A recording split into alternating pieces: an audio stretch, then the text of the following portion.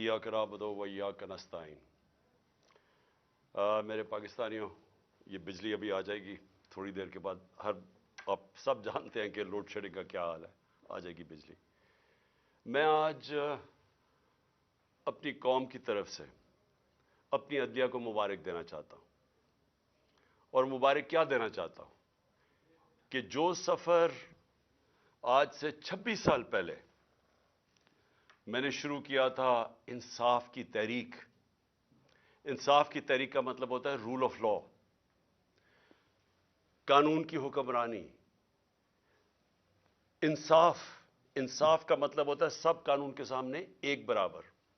मैं आपको इसलिए बता रहा हूं, मैं अपनी नौजवान नस्ल को इसलिए बता रहा हूं कि अमीर और गरीब मुल्कों के अंदर फर्क ही एक है। अमीर मुल्कों में इंसाफ है, रूल ऑफ लॉ है, कानून की हुक्मरानी है। जिस मुल्क में भी गुर्बत है, एक एक मुल्क आप देख लें, उधर जंगल का कानून है, उधर ताकतवर के लिए एक कानून, कमजोर के लिए दूसरा। इसलिए आज जो उस रास्ते, यानी वो रास्ता जो इंशाअल्लाह पाकिस्तान को एक अजीम कौम बनाएगा, वो उस रास्ते के ऊपर हम निकल चुके हैं। हमारे सुप्रीम कोर्ट ने आज एक ऐसा फैसला किया कि उसने पाकिस्तान के आइन को, पाकिस्तान के कानून को उन्होंने आज अपहोल्ड किया। उन्होंने आज कायम की कानून की हुक्मरानी। और ये, अब मैं ये कहना चाहता हूं कि ये मेरी जिंदगी में मुझे अफसोस से कहना पड़ता है कि बहुत कम दफा ऐसे हुआ है। और काश कि ये पहले हो जाता तो आज पाकिस्तान एक वो मुल्क होता जो एक खुशहाल तरीन मुल्क होता। हम आज, हमारे ये हालात ना होते जो बदकिस्मती से आज पाकिस्तान के हालात हैं कि हमें हर जगह पैसे मांगने पड़ते हैं, कर्जे मांगने पड़ते हैं, हम जलील होते हैं, हमारे लोग जलील होते हैं, कौम की इज्जत नहीं है। जो कौम अपनी इज्जत नहीं कराती, दुनिया उसकी इज्जत नहीं करता। तो ये कानून और इंसाफ, रूल ऑफ लॉ, ये जुड़े हुए हैं खुशहाली के साथ। एक कौम सिर्फ वो खुशहाल होती है जिधर तरक्की होती है, वो जुड़ी हुई होती है जिस मुल्क के अंदर इंसाफ होता है, कानून होता है। नेल्सन मंडेला ने कहा था कि अगर गुर्बत हटानी है तो इंसाफ दो। उसने ये नहीं कहा था कि कहीं बाहर से कर्जे लो या पैसे मांगो। इंसाफ करो, आपके मुल्क में वैसे गुर्बत खत्म हो जाती है। जो अमीर मुल्क है, स्विट्जरलैंड की मैं मिसाल देता हूं, रूल ऑफ लॉ इंडेक्स में, यानी वहां इंसाफ जो उसको जो ग्रेड करते हैं तो वो 99% है। तो इसलिए वहां खुशहाली है, कुछ भी नहीं है, वसाइल भी नहीं है। तो आज मैं इसलिए फिर भी अपनी कौम को मुबारक देना चाहता हूं कि एक बहुत बड़ा यहां एक माफिया बैठा हुआ है पाकिस्तान में, कब्जा ग्रुप है। और ये कब्जा करके बैठ गए इस मुल्क पे पिछली अप्रैल से। और इन्होंने हर किस्म की पाकिस्तान के अंदर जो बुनियादी इंसानी हुकूक है उनको ख़त्म किया। इन्होंने हर किस्म की कानून की वायलेशन की। इन्होंने वो काम किए जो किसी जमहूरियत में नहीं हो सकते, कि वो लोग पहले इक़्तिदार में आते हैं एक ऑक्शन के जरिए, इलेक्शन के जरिए नहीं, अवाम का मैंडेट लेके नहीं आते, पैसे खर्च करके, हराम के पैसे से लोगों को खरीद के एक साजिश के तहत, और बैरूनी साजिश साथ मिलवाई इन्होंने अपने साथ। पहले हम समझते थे कि बाहर से साजिश हुई है, इन्होंने साथ मिलाई। यहां के जो मीर सादिक थे, इन्होंने गद्दारी की। इन्होंने बाहर से कुव्वतों को अपने साथ मिला के ये साजिश की गवर्नमेंट गिराने की। और उसके नतीजे में वो लोग आए जिन्होंने वो काम किया है जो किसी जमहूरियत में हो ही नहीं सकता। अपने अरबों रुपए, 1100 अरब रुपए के इन्होंने केस माफ करवाए, सिर्फ कानून बदल के, पार्लियामेंट में बैठ के नैब की अमेंडमेंट चेंज करके 1100 अरब रुपए का फायदा करवाया अपने आप को। तो आज मैं, और फिर उन्होंने पूरी कोशिश की कि किसी ना किसी तरह ये इक़्तिदार में रहे, और हर वो कोशिश की कि किसी तरह अवाम की राय ना आए। जो भी बाय इलेक्शन हुए, और अल्लाह का करम है कि 30 बाय इलेक्शन जीती है तहरीक इंसाफ 37 बाय इलेक्शन में से, जब से हमारी गवर्नमेंट गई है। तो इसलिए डरते हैं इलेक्शन से, और इलेक्शन से बचने के लिए इन्होंने ہر کوشش کی اور یہ پوری کوشش کی کہ جب 90 دن کے اندر واضح تھا، آئین کے اندر واضح تھا کہ 90 دن سے زیادہ، جب اسمبلی ڈیزالو کی ہم نے، قربان کی اپنی دونوں اسمبلیز، تو جب یہ واضح تھا کہ 90 دن کے آگے نہیں جا سکتا الیکشن، تو انہوں نے پوری کوشش کی، گورنرز کو ساتھ ملایا، انہوں نے ہر کوشش کی کہ کسی طرح یہ الیکشن نہ ہو. اور سپریم کورٹ نے جب آج فیصلہ کیا تو میں پہلے تو سپریم کورٹ کو یہ کہنا چاہتا ہوں کہ قوم آپ کے ساتھ کھڑی ہے. قوم اس ملک میں ترسی ہوئی ہے انصاف کے لیے، رول آف لا کے لیے. اور میں آپ کو یقین دلاتا ہوں کہ یہ 99 نہیں ہے. 98 99 میں جب اس نے، اسی نون لیگ نے ایک سپریم کورٹ کے چیف جسٹس کو ڈنڈوں سے اٹیک کیا اور بھگوایا وہاں سے، اور پھر پیسے دیے، وہی رفیق تاڑڑ وہ پیسے لے کے بریف کیس لے کے گیا اور کوئٹہ بینچ خریدے. اور وہ چیف جسٹس جو سب آج تک سب سجاد علی شاہ کو سمجھتے ہیں کہ وہ ایک ایماندار دیانتدار چیف جسٹس تھا، اس کو سپریم کورٹ سے انہوں نے ہٹوایا. انہوں نے جوڈیشری کو تقسیم کیا. اور آج میں یہ دیکھ رہا ہوں لا منسٹر نے جو اسٹیٹمنٹ دی ہے، شرمناک ہے. پھر سے جوڈیشری کو تقسیم کرنے کی کوشش کی، جبکہ 5 ممبر بینچ نے سب نے ایک ہی چیز کہی کہ 90 دن سے آگے نہیں جا سکتا، 90 دن کے اندر الیکشن ہوں گے. 5 نے یہ کہا، اور انہوں نے 2 نے نہیں اتفاق کیا، لیکن اس چیز کے اوپر تو 5 متفق تھے کہ 90 دن کے اندر الیکشن کروانے. اور میں یہ جو لا منسٹر کی جو کوشش ہے اور نون لیگ کی ہمیشہ یہ کوشش رہی ہے کہ یہ انصاف سے بھاگتے ہیں، یہ آزاد عدلیہ کو کبھی نہیں چاہیں گے، کیونکہ یہ سارے اداروں کو کنٹرول کر کے ہی غیر قانونی چیز کر سکتے ہیں. جب تک ججز ان کے کنٹرول میں نہ ہوں، اور یہ جب ایک جج کو ٹیلی فون کر کے کہہ رہے ہیں کہ بے نظیر کو 3 سال نہیں 5 سال سزا ملنی چاہیے، یہ اس طرح کے ججز چاہتے ہیں. ان کو کبھی بھی آزاد اور کریڈیبل دیانتدار عدلیہ ان کو کبھی بھی پسند نہیں تھی.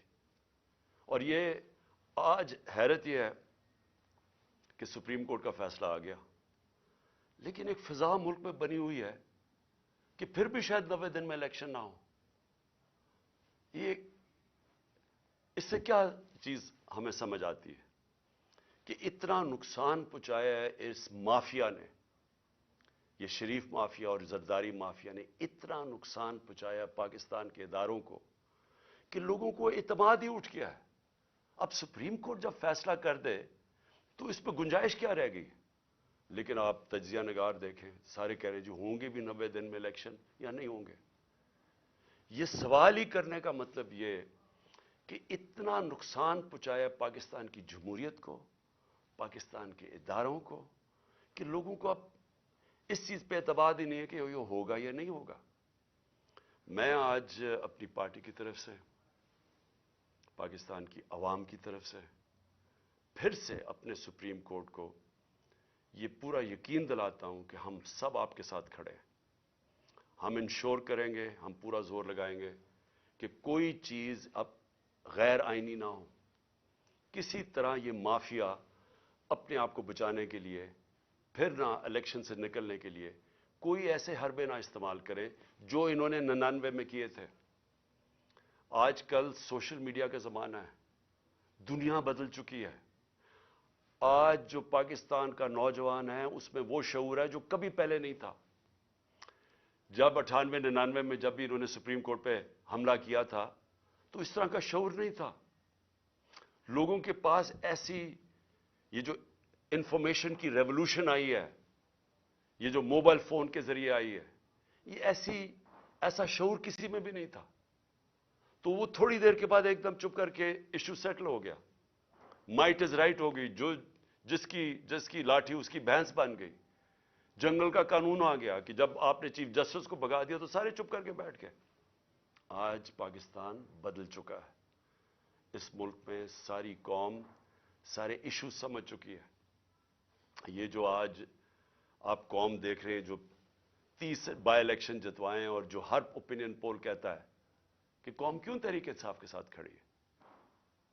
موبائل فونز کی وجہ سے. یہ جو آج سوشل میڈیا ہے، سوشل میڈیا نے وہ لوگوں میں ایسا شعور ہے کہ 1 گھنٹہ لگتا ہے، آپ کوئی جھوٹ بولیں 1 گھنٹے کے اندر سارا اگلا پچھلا بتا دیتے ہیں آپ کو کہ آپ نے پہلے کیا کہا تھا. اور اسی وجہ سے یہ پارٹیز نیچے گئی ہیں، جو مافیاز ہیں اس لیے ایکسپوز ہوئے ہیں لوگوں کے سامنے، کیونکہ ان کی ساری پرانی سٹیٹمنٹس تیار ہیں، لوگوں کے پاس ہے موبائل فون پہ.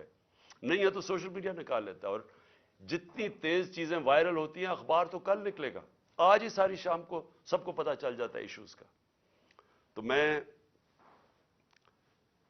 آج کے فیصلے کے بعد جو ہم نے جیل بھرو تحریک تھی اس کو ہم نے اب ختم کیا، اور انشاءاللہ ہفتے کو سیٹرڈے کو ہفتے کو مغرب کے بعد ہم پورا لانچ کر رہے ہیں اپنی الیکشن کیمپین. ہر ڈسٹرکٹ کے اندر میں اپنی کارکنوں کو، تحریک انصاف کے عہدیداروں کو آج بتا رہا ہوں کہ ہر ڈسٹرکٹ میں آپ نے نکلنا ہے، کارنرز میٹنگ کرنی ہے، ایک جلسہ کرنا ہے، اور ادھر میں آپ سب کو اپنی یہاں سے خطاب کروں گا. اور اس کا مقصد یہ ہوگا کہ قوم کو میں یہ بتاؤں گا کہ جس دلدل میں ہم آج پھنس گئے ہیں اس سے نکلنا کیسے آپ، تو وہ کون سے ہم نے چیزیں کرنی ہیں پاکستان کو نکالنے کے لیے. کیونکہ یہ جو بیٹھے ہیں تو اب تو سیدھا مزید اندھیرے اور دلدل میں جا رہا ہے ملک، ان کے پاس تو اب کوئی راستہ نہیں ہے. انہوں نے جو معیشت کو جدھر پہنچا دیا ہے اب تو ان کے پاس کوئی اس کا راستہ ہی نہیں ہے. ان کا تو صرف ایک ہی راستہ ہے کہ کہیں سے قرضے لے لو، لیکن کیسے قرضے واپس کرنے ہیں ان کے پاس تو کوئی روڈ میپ نہیں ہے. اور نہ باہر کی کوئی بھی سرمایہ کار یا فورن انویسٹرز، نہ ان کا کوئی اعتماد رہ گیا ان پہ، نہ اندر سے کسی کا رہ گیا. اور وہ جو موڈیز کی لیٹسٹ ریٹنگ آئی ہے، جو کریڈٹ ایجنسی ہے جو فیصلہ کرتی ہے کہ ملک کی کتنی سکت ہے، کتنی طاقت ہے قرضے واپس کرنے کی، تو اس میں تو سب سے نیچے پاکستان اب پہنچ گیا. پاکستان کی تاریخ میں کبھی اتنا نہیں نیچے گرا. تو باہر سے نہ کسی نے کوئی پیسہ لگانا ہے پاکستان میں، نہ اندر سے، تو ان کے پاس تو اب ایک بند گلی میں پہنچ گئے ہیں، پاکستان کو پہنچا دیا ہے. تو انشاءاللہ ہفتے کی رات کو میں آپ کے سامنے ایک روڈ میپ رکھوں گا، کیونکہ الیکشن اب ہم اپنی کیمپین اناؤنس کرتے ہوئے آپ سب کو بتائیں گے کہ ہم نے اب کرنا کیا، آگے ہم نے کیسے کون سے وہ قدم اٹھانے ہیں جو انشاءاللہ پاکستان کو اس مشکل مرحلے سے نکالے گا. میں جو دوسری بات کرنا چاہتا ہوں آج وہ یہ کہ پچھلے 10 مہینے میں جس طرح کے پاکستان میں ہمارے لوگوں کی بنیادی حقوق جس طرح ان کو پامال کیا گیا، رد کیا گیا، جو ہمارے خلاف پرسیکیوشن کی گئی، انتقامی کارروائی کبھی پاکستان کی تاریخ میں ایسے نہیں ہوئی. یعنی جو انہوں نے ہمیں کرش کرنے کی کوشش کی، اور جیسے جیسے تحریک انصاف کی مقبولیت بڑھتی گئی اتنے ہی انہوں نے وہ زیادہ وہ قدم اٹھائے ہمارے خلاف ہر قسم کی، یعنی کیسز بنانا، تشدد کرنا، جو کبھی پاکستان میں کسی اپوزیشن کے اوپر اس طرح نہیں، کسی جمہوریت میں نہیں ہوا. ہمارے لوگوں کے اوپر میں کبھی بھی بھول نہیں سکتا کہ جو تشدد کیا گیا اعظم سواتی پہ، شہباز گل پہ، جو صحافیوں سے کیا گیا، یعنی کبھی اس طرح کے جو ارشد شریف، یعنی دردناک کہانی ارشد شریف کی کہ کیسے اس کے اوپر اس کو دھمکیاں دی گئی، موت کا خطرہ تھا، ملک سے باہر گیا، پھر کیسے شہید کیا گیا اس کو، اور باقی صحافیوں سے جو کیا گیا، جمیل فاروقی ننگا کر کے اس کو تشدد، ایاز امیر جیسے ایک دانشور جن کی رسپیکٹ ہے، عزت ہے معاشرے میں، ان کو جو ذلیل کرنے کی کوشش کی گئی، سمیع ابراہیم اس کو جو کیا، غلام حسین کو اٹھا کے جیل میں ڈال دیا، اور پھر جو سوشل میڈیا کے لوگوں سے جو کیا گیا، لوگوں کو اٹھایا گیا. میں پہلے بھی بتا چکا ہوں، ماں باپ نے مجھے بتایا کہ ان کے ینگ بچوں کو اٹھایا گیا، 2 دن رکھا گیا، مارا پیٹا ان کو، اور پھر ان کو گھر واپس بھیجا، دھمکیاں دی گئی، کئی اسے سٹیٹمنٹس میرے خلاف دلوائی واپس بھیجتے ہوئے. یہ کبھی ایسے پاکستان میں نہیں ہوا. हमारे कितने लोगों को 25 मई पे केसेस बनाए गए, अब फिर नए केसेस बना दिए। कल जो इस्लामाबाद में तलब किया गया, मुझे सबको डेट पता थी, सारों को जब डेट फिक्स कर दी अदालत ने तो सबको पता था मैं आ रहा हूं इस्लामाबाद। सबको पता हूं कि मैं पहली दफा, जब से मुझे ये गोलियां लगी हैं उसके पहली दफा इस्लामाबाद आना है, तो लोगों ने तो आना था। लेकिन जो अब लोगों के जुनून देख के, जो भी आपके सामने वो फुटेज तो सामने है, उसके ऊपर दहशतगर्दी के केसेस बना दिए। मजीद मेरे ऊपर 2 और केसेस बना दिए। 74 केसेस है मेरे ऊपर, सारी सीनियर लीडरशिप के ऊपर केसेस बना दिए। मुझे यह बताएं कि पाकिस्तान की तारीख में किस दौर के अंदर इस तरह कानून को मिसयूज किया गया, दहशतगर्दी के कानून को किस दौर में मिसयूज किया गया। मेरे ऊपर दहशतगर्दी का पर्चा कैसे बना? इलेक्शन कमीशन के बाहर एक पुरअमन एहतजाज होता है। नून लीग पूछे इनके दौर में, हमारे दौर में इन्होंने इलेक्शन कमीशन के बाहर एहतजाज किया, कितने इनके ऊपर पर्चे हुए। मरियम नवाज ने जब वो नैब गई, उसने पथराव किया नैब का, प्लान करके इनके लोगों ने जाके पथराव किया। कितने दहशतगर्दी के केसेस बने मेरे ऊपर। 74 केसेस में से जो केस बना दहशतगर्दी का, इलेक्शन कमीशन के बाहर एहतजाज होता है, मैं घर पे होता हूं, मेरे ऊपर दहशतगर्दी का केस। फिर ये जो इलेक्शन कमीशन, जो सब पता है, अब जो इलेक्शन कमीशन का रोल रहा है इसके अंदर, जब से हमने अपनी असेंबलीज डिसॉल्व की, जो इन्होंने केयरटेकर बनाया, जिस तरह की, यानी वो लोगों को बैठाया जो हमारे दुश्मन हैं, किसी तरह भी वो न्यूट्रल केयरटेकर में फिट नहीं करते। इलेक्शन कमीशन ने हमारे मुखालिफिन को यहां के बैठा दिया। जितने केसेस इलेक्शन कमीशन करता है हमारे खिलाफ, सबको पता है कि इससे ज्यादा जानबदार इलेक्शन कमीशन आया नहीं है। वो इलेक्शन कमीशन पहले मेरे ऊपर केस लगा था तोशाखाना का। तोशाखाना का केस है क्या, मैं जरा आज सब कौम के सामने क्लियर कर दूं। 70 साल से पाकिस्तान का कानून क्या है, जब भी आपको कोई बाहर से गिफ्ट्स मिलती हैं, जो 70 साल से हेड ऑफ स्टेट्स को गिफ्ट मिलती हैं, ब्यूरोक्रेट्स को मिलती हैं, जनरल्स को, आर्मी चीफ को मिलती हैं, कानून यह है कि वो जाता है तोशाखाना में, और पुराने जमाने में 20% या 15% आप देते थे और आप वो गिफ्ट रख सकते थे। ये कानून था। हमारे जमाने में वो 50% हमने कर दिया, 50% आप तोशाखाना में देते थे, आप वो रख सकते थे, उसके बाद वो आपकी प्रॉपर्टी बन जाती थी। आज तक कभी किसी से पूछा कि उसने उसके बाद क्या किया? मेरी मर्जी, मेरी प्रॉपर्टी है, मैं जो मर्जी करूं। उसके ऊपर केस कर दिया है। मैं चैलेंज करता हूं कि जिस दिन ये अदालत में जाएगा ये केस फारग हो जाएगा। लेकिन जिन्होंने तोशाखाना से चोरी किया, आसिफ जरदारी ने और नवाज शरीफ ने, गाड़ी आप तोशाखाना से नहीं निकाल सकते।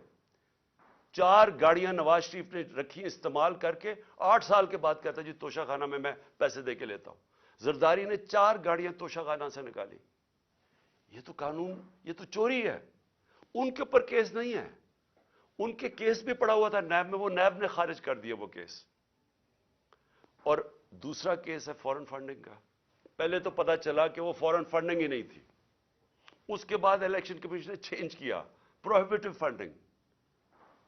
उसके अंदर तो कुछ था ही नहीं केस में। उस केस को जो अदालत ने रद्द किया हुआ है, बेल दे दी है सबको, मुझे उसके ऊपर वारंट निकाल दिए। जिस वक्त वो अदालत में जाएगा वो खारिज हो जाएगा। लेकिन दूसरी तरफ जरा देखें कि इनके केसेस जो माफ हुए हैं, शहबाज शरीफ की 24 अरब डॉलर के नैब और 24 अरब रुपए के नैब और एफआईए के अंदर केस थे, जो उन्होंने आते साथ ही माफ करवा लिए। 24 अरब के। नवाज शरीफ के एवन फील्ड्स के अंदर, मरियम नवाज के एवन फील्ड रेफरेंस में जो ये मेफेयर के फ्लैट हैं, क्योंकि मैं याद करा दूं लोगों को, ये हमने नहीं उसके ऊपर केस किया था, जो सारा वक्त मेरे ऊपर ये सब बोलते हैं। ये केस इनका इंकशाफ हुआ था पैनामा में। पैनामा के अंदर दुनिया में बड़े बड़े लोगों का, प्राइम मिनिस्टर्स का, वजीरों के इंकशाफ हो गए थे, जिनकी प्रॉपर्टीज छुपाई हुई थी उनमें। उसमें मरियम नवाज पकड़ी गई। 4 मेफेयर के 5 अरब रुपए के जो फ्लैट्स थे, वो निकला इसकी मलकियत। کیس تو ادھر شروع ہوا تھا، اور ان کے بیٹے، ان کے بھائی نے ٹی وی پہ جا کے کہا ہاں جی یہ مریم نواز کی ملکیت ہے اور وہ اس کی اونر ہے. وہ ہے 5 ارب کا. پھر چودھری شوگر مل میں 250 کروڑ کا کیس ہے. پھر نواز شریف کا چودھری شوگر مل میں اس کے اوپر بھی 250 کروڑ روپے کا کیس ہے. اور پھر توشہ خانہ میں 25 کروڑ کا کیس ہے. یہ سب معاف ہو چکے ہیں. آصف زرداری کی پاک لین ریفرنس میں 3.7 3 ارب 70 کروڑ روپے کا اس کا پاک لین ریفرنس ہے. اور اس کا جو فیک بینک اکاؤنٹ کیسز ہیں وہ ہیں 33 ارب کے. یہ ہیں ان کے، اس کے زرداری کے 37 ارب روپے کے کیسز ہیں. اور اس کے اوپر کوئی بات نہیں ہو رہی. 1100 ارب روپے کے ان کے سارے کیس معاف ہو گئے ہیں جب سے یہ آئے ہیں. اور یہ کبھی وہ توشہ خانہ پکڑتے ہیں، کبھی وہ فورن فنڈنگ پکڑتے ہیں. میں یہ بھی آج کہتا ہوں کہ جس دن ہم ساری پارٹیز کی ان کے اکاؤنٹ سامنے آئے، جی پوچھے تو صحیح یہ کدھر سے پیسے اکٹھے کرتے ہیں. ہم تو 8 سال سے اسکروٹی ہو رہی ہے ہماری. ہمارے پاس 40,000 ڈونر بیئرس ہے جو لوگوں کو کال کر کے کہتے ہیں انہوں نے کہا ہم نے پی ٹی آئی کو پیسے دیے ہیں. ذرا مجھے بتائیں ان کے پاس پیسہ کدھر سے آتا ہے.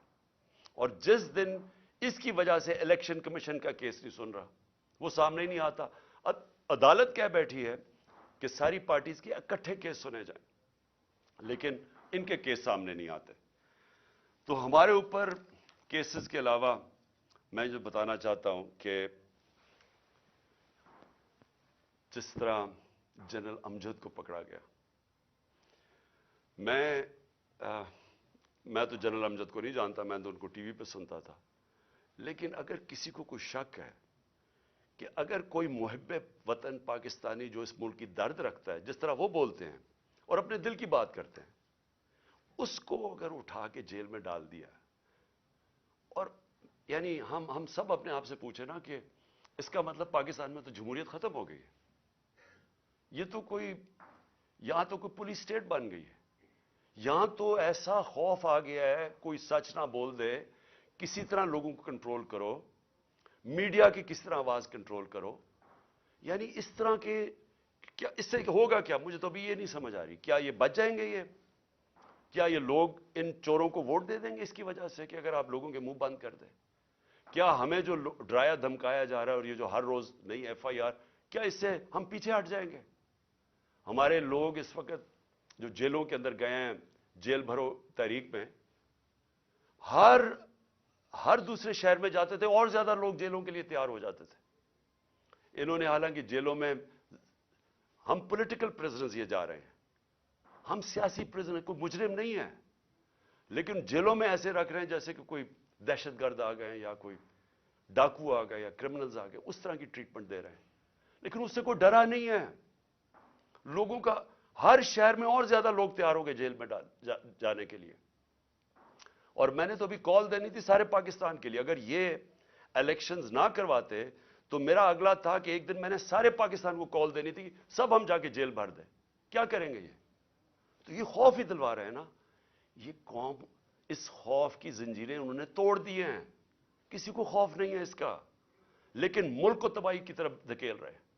یہ سارے جو حربے استعمال کیے جا رہے ہیں ملک کو ادھر دھکیل رہے ہیں جدھر شاید کوئی بھی نہ نکال سکے اگر یہ زیادہ دیر بیٹھ گیا.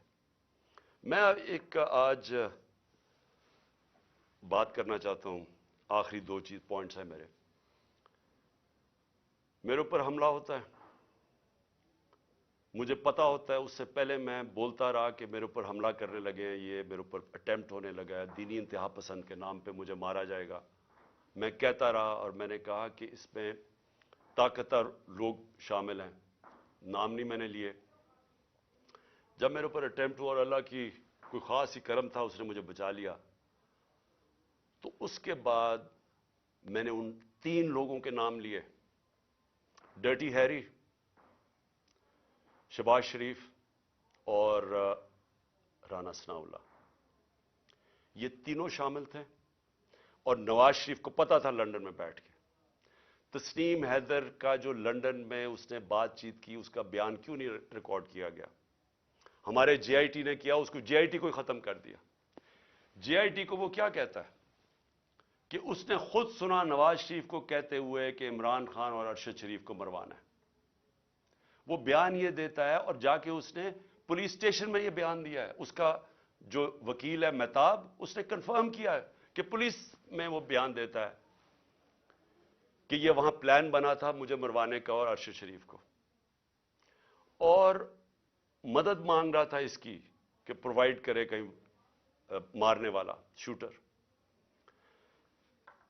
JIT ریکارڈ کرتی ہے تسیم کی اس کی جو ویڈیو ہے.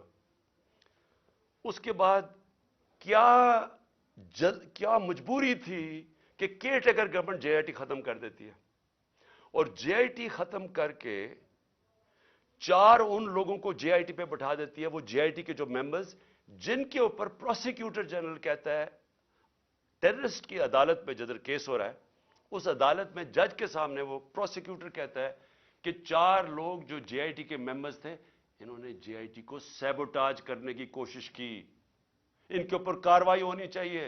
ان کو آپ JIT کے اوپر لے آئے ہیں یہ لوگ, ان کے ذریعے اب انویسٹیگیشن ہوگی. میرا اپنی ساری قوم کے سامنے سوال یہ ہے کہ کون ڈرا ہوا ہے اتنا زیادہ, کیوں ڈرے ہوئے ہیں یہ؟ اگر یہ بے قصور ہیں تو JIT کو کام کرنے دیتے, کیوں اتنے خوف زدہ ہیں کہ سچ قوم کے سامنے آ جائے گا؟ کیونکہ طاقتور یہ سارے اس میں ملوث ہیں. اب میں نے دوسری بات یہ کی کہ میرے اوپر یہ پھر اٹیک کریں گے, یہ زیادہ خوف زدہ ہیں. اب خوف زدہ یہ ہیں کہ یہ اگر اقتدار میں آ گیا تو شاید ان کی شامت آ جائے گی. اس ڈر سے اب انہوں نے پھر سے مجھے قتل کرنے کی کوشش کرنی ہے. میں ساری قوم کے سامنے کہہ رہا ہوں, یہ 3 اور بھی ان دونوں کے لوگوں کے ابھی میں نام نہیں لے رہا, لیکن میں نے اپنی ٹیپ کے اندر ان دونوں کے نام رکھے ہوئے جو میں نے ایک ٹیپ پہلے کی ریکارڈ کروائی ہوئے, کون وہ لوگ تھے جو شروع سے مجھے چاہتے تھے قتل کرنا. ان 3 کے علاوہ 2 اور کے نام ہیں اس میں, وہ سب سامنے آ جائے گا. لیکن میں قوم کے سامنے اب سوال یہ پوچھتا ہوں کہ جب میں کہہ رہا ہوں مجھے خطرہ تھا, پہلے میں کہہ رہا تھا مجھے خطرہ ہے, وہ اٹیمپٹ ہوا, اللہ نے بچایا. اب میں پھر کہہ رہا ہوں میرے پہ خطرہ ہے. میں اب یہ سوال پوچھتا ہوں کہ مجھے یہ عدالتوں میں جو دھکیلتے ہیں, کیا ان کو پتہ نہیں کہ میری جان خطرے میں ہے؟ میں نے جب لاہور ہائی کورٹ سے میرے جو وکیل تھے خواجہ طارق رحیم, انہوں نے وہ جج کو بتایا کہ دیکھیں اس کی جان خطرے میں ہے, آپ کو جب تک سیکیورٹی نہیں پرووائڈ کریں گے اس کو یہاں عدالت میں نہ لے کے آئیں. جج صاحب نے کہا, پولیس کو آرڈر کیا کہ اس کو سیکیورٹی پرووائڈ کی جائے, لیکن عدالت میں آنا پڑے گا. جب میں ہائی کورٹ پہنچا تو وہاں پولیس سیکیورٹی کیا پرووائڈ کرتی, پولیس ہی بھاگ گئی. میں گاڑی میں بیٹھا رہا بڑی دیر کیونکہ وہاں کوئی سیکیورٹی نہیں تھی. آخر میں کیونکہ میں اپنی عدلیہ کی عزت کرتا ہوں اور کروانا چاہتا ہوں قوم کو, اس کی وجہ سے میں پھر چل کے گیا وہاں. اس کے بعد اب پھر 3 مجھے پیشیاں بھرنی پڑی اسلام آباد میں, اور پیشیاں یہ ہیں کہ جناب دہشت گردی کا میرے پر کیس جو ہے کہ میں وہاں تھا بھی نہیں, وہ ادھر الیکشن کمیشن کے بعد جدھر مظاہرہ ہوتا ہے میرے پر کیس ہے. اس طرح کے کیسز ہیں. یہ کیسز نہیں ہے کہ اربوں روپے کی ملک کا پیسہ چوری کر کے ملک سے باہر لے گیا جو ان چوروں نے کیا ہوا ہے. اس کے اوپر 3 مختلف جگہ پہ مجھے پیشی کرنی پڑی. کوئی پولیس سیکیورٹی نہیں تھی, کوئی بھی کسی ٹائم پہ واردات کر سکتا تھا. اور مجھے بچانا کس نے تھا؟ میں اپنی عدلیہ سے آج کہنا چاہتا ہوں کہ کس نے مجھے ڈیفینڈ کرنا ہے؟ جنہوں نے مجھے ڈیفینڈ کرنا ہے ان سے ہی مجھے خطرہ ہے. کیا انٹیریئر منسٹر مجھے ڈیفینڈ کرے گا؟ یہ شہباز شریف کرے گا؟ ان کے نیچے ساری فیڈرل گورنمنٹ کی ایجنسیز ہیں, ان کے نیچے پولیس ہے, تو خطرہ تو ان سے ہے. کیا ڈرٹی ہیری مجھے ڈیفینڈ کرے گا جو خود ہی سب سے بڑا خطرہ مجھے اس سے ہے؟ کون ڈیفینڈ کرے گا؟ تو مجھے ان پبلک جگہوں پہ لے کے جا رہے ہیں, جبکہ میں یہ بتا دوں جو نوید جو شوٹر ہے جس نے مجھے گولیاں ماری تھی, یہ 3 میری ٹانگ پہ اور اوروں کو لگی تھی, اس کی ٹرائل اس کو عدالت نہیں جانا پڑا کیونکہ وہ کہتے ہیں اس کی جان کو خطرہ ہے. اس کی جیل میں ہو رہی ہے ٹرائل, اس کی ویڈیو کانفرنس پہ ہو رہی ہے, تو میری کیوں نہیں ہو سکتی؟ میں نے جرم کتنا, جو قتل کرنے والا ہے وہ تو وہاں بیٹھ کے اس کا ٹرائل ہو رہی. مجھے ہر جگہ عدالتوں پہ لے کے جا رہے ہیں. میں چیف جسٹس صاحب کو لیٹر لکھوں گا کہ ہمارے دور میں جب میں پرائم منسٹر تھا تو ایک جج صاحب نے نواز شریف کو کوئی بیمار ہوا، اور آپ پتہ سارا وہ فیک بیماریاں تھیں، ہر چیز ہی اس کی 2 نمبر ہوتی ہے. جب وہ بیمار ہوا تو ہمیں فیڈرل گورنمنٹ کو حکم آیا کہ آپ ذمہ دار ہوں گے، اگر اس کو کچھ ہوا تو مجھے کچھ ہوا تو کون ذمہ دار ہوگا؟ کیونکہ جنہوں نے ذمہ دار ہونا وہ تو خود ہی مارنے کے چکر میں ہے مجھے. تو اس لیے میں اپنے چیف جسٹس صاحب لاہور ہائی کورٹ اردو بھی لکھوں گا کہ مجھے ہر دوسرے دن یہ ثناء اللہ جیسے بدماش جنہوں نے زندگی میں کوئی صحیح کام کیا نہیں ہے، وہ ہر دوسرے دن کوئی نہ کوئی کیسز کرتے جاتے ہیں، تو میں چکر لگاتا جاؤں گا اور کون پروٹیکشن دے گا؟ میں آخر میں آخری بات کرتا ہوں کہ سوال یہ ہے اب کہ یہ کیوں بھاگ رہے ہیں الیکشن سے؟ یہ جو پی ڈی ایم کی پارٹیز ہیں، الیکشن کا نام سن کے ان کی کامپیں کیوں ٹانگنی شروع ہو جاتی ہیں؟ وجہ یہ ہے کہ پبلک ان کے خلاف ہو چکی ہے. وجہ یہ ہے کہ پہلے تو 30 سال سے ان کی چوریوں کا ساری قوم کو پتا تھا، اس کی وجہ سے تو مجھے ووٹ پڑی تھی. اس کے بعد جو انہوں نے ملک کے ساتھ کیا ہے، یہ اس ملک کی تاریخ میں عوام کے اوپر اتنا ظلم نہیں ہوا جو انہوں نے کیا ہے. جب سے یہ آئے ہیں، اب یہ میں اپنا نہیں کہہ رہا، میں ڈاکٹر حفیظ پاشا کا کہہ رہا ہوں، وہ ایسٹیمیٹ کرتے ہیں کہ 1.5 کروڑ لوگ مزید غربت کی لکیر سے نیچے چلے گئے ہیں. وہ ایسٹیمیٹ کرتے ہیں کہ 80 لاکھ لوگ بے روزگار ہو چکے ہیں جب سے یہ آئے ہیں. وہ یہ کہہ رہے ہیں کہ پاکستان کی تاریخ کی سب سے زیادہ مہنگائی ہوئی ہے. ہم جب تھے تو 16% پاکستان کی مہنگائی تھی، آج 41% پہ پہنچ گئی ہے، اور ابھی مزید اور مہنگائی آنی ہے، کیونکہ جیسے جیسے روپیہ گر رہا ہے، پھر آج روپیہ گرا ہے تو ہر چیز تو مہنگا ہونا ہے. تو ایک طرف مہنگائی، ایک طرف بے روزگاری بڑھ رہی ہے، ایک طرف معیشت سکڑتی جا رہی ہے، ایک طرف ہم قرضے واپس کرنے کی ہماری وہ قوت ہی گرتی جا رہی ہے. کیونکہ جب معیشت سکڑتی ہے، جب گروتھ ریٹ نیچے آتی ہے، جب آپ کی انڈسٹری بند ہونی شروع ہو جاتی ہے، جب کسان کی پیداوار کم شروع ہو جاتی ہے، تو کدھر سے پیسہ آنا ہے کہ ہم اپنے قرضے واپس کریں؟ تو قرضے چڑھتے جا رہے ہیں اور ان کے پاس کوئی راستہ ہی نہیں ہے. تو قوم تو ان کے خلاف اس لیے ہو گئی ہے. اس وقت ہم نے جب اندازہ لگایا کہ ابھی اس سے پہلے ابھی تو ایک اور مہنگائی کی لہر آ رہی ہے، شہباز شریف نے کہا کہ ابھی قوم اور مہنگائی کے لیے تیار ہو جائے. تو اگر پچھلی اپریل کے اندر 30,000 روپے جس کی تنخواہ تھی، اس کے پاس صرف 20,000 کی خریدار کی قوت رہ گئی ہے. وہ صرف 20,000 کی چیزیں خرید سکتا ہے جس کے پاس 30,000 کی تنخواہ تھی. اور پہلی مہنگائی تھی، یعنی ایک عالمی مہنگائی کا سائیکل چلا ہوا تھا کرونا کی وجہ سے. تو وہ تو ہم پوری کوشش کر رہے تھے کہ قیمتیں نہ بڑھیں. ہمارے اوپر ایک الزام لگایا کہ جی انہوں نے پٹرول اور ڈیزل کی قیمت کم کر دی. ہم نے کم کی، کہیں اور سے پیسے لگا کے کم کی تاکہ عوام پہ بوجھ نہ پڑے. اور انہوں نے آج جو مہنگائی کی ہے، آج جو پھر سے میں کہتا ہوں جس کے پاس 30,000 روپیہ تھا وہ صرف اب 20,000 کی چیزیں خرید سکتا ہے. گھر میں جو ہماری خواتین بیٹھی ہوئی ہیں ان سے ذرا پوچھیں کہ گھروں میں کیا حالات ہیں.